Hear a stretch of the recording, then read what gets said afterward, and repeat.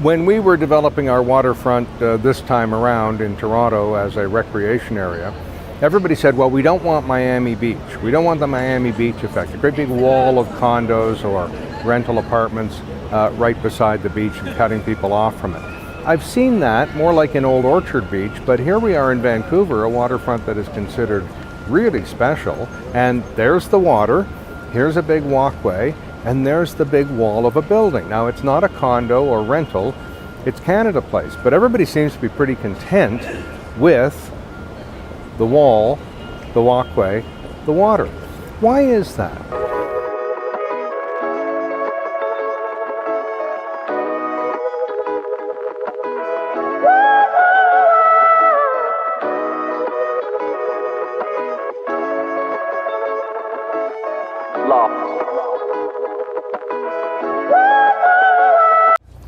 I've been astounded that more cities don't have a lot of signs. Vancouver seems to be a leader, so is Berlin. We've all seen the cliche, though, of a tourist family opening up a map and trying to figure out where they are, or getting directions from two locals who are pointing in the opposite direction. Why not just put up a sign and tell everybody where you are?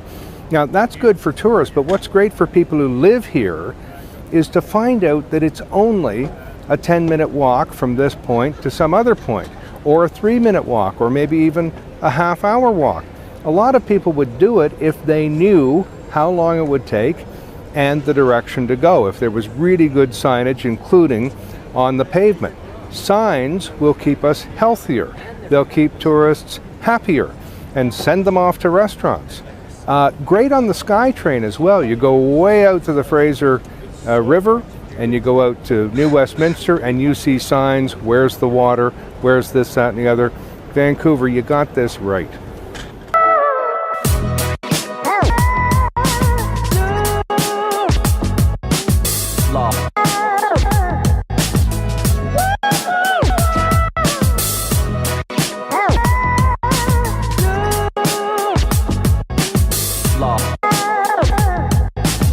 Vancouver is one of the great tourist destinations, and you know the cliche, you can ski in the morning and go swimming or play tennis in the afternoon, and I've done it. I've taken a cab from the Hotel Vancouver to Grouse Mountain and back, and it was $35 each way, just to say I did it.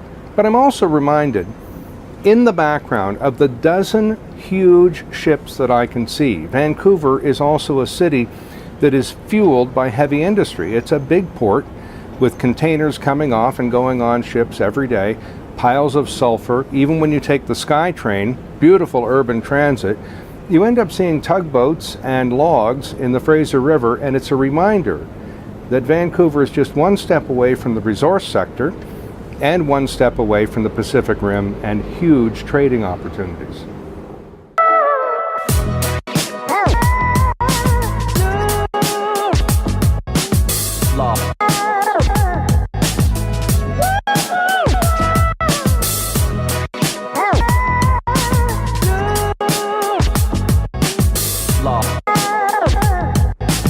This is one of my favorite ways to look at urban design and urban planning. First of all, look behind me and see all the density. Next, take a look at all the lack of density. An urban area is just like vacant farmland. There are swales and there are knolls and little hills and valleys. They're in amongst the buildings, but there's lots of space to redevelop on rooftops with density transfers, with co-management agreements, with loose boundaries.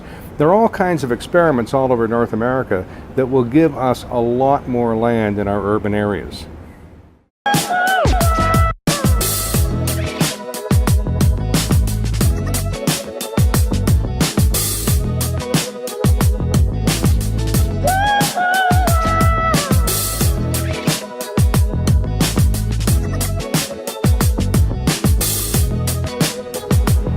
From this vantage point in Vancouver, I'm reminded of Mike Harcourt's book, City Building in Paradise. Mike Harcourt's the former mayor of Vancouver and the former premier of the province.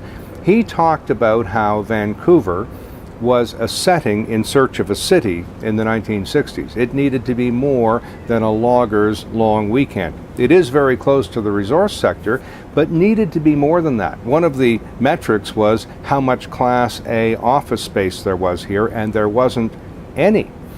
That's part of what a city needs, is high quality office space to attract head offices and other businesses. It also needs the resource sector. If it's a port, it needs activity there, manufacturing and so on. So Vancouver now has a lot more going for it economically because of the high rises you see in the background, especially those that are office space.